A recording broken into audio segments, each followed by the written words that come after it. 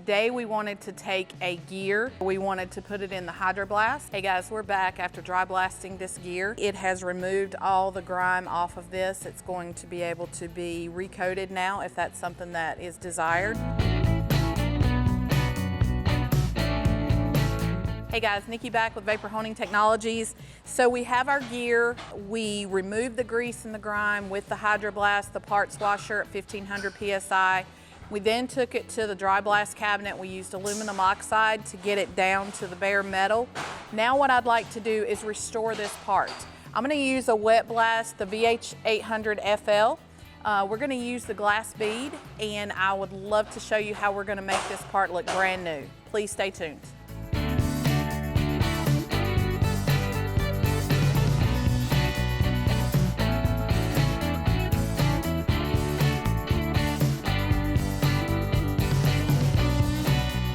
Hey guys, so back after glass beading, we've used the 800 FL and we've used glass bead to restore this part. As you can see, it's brought it back to a like new finish.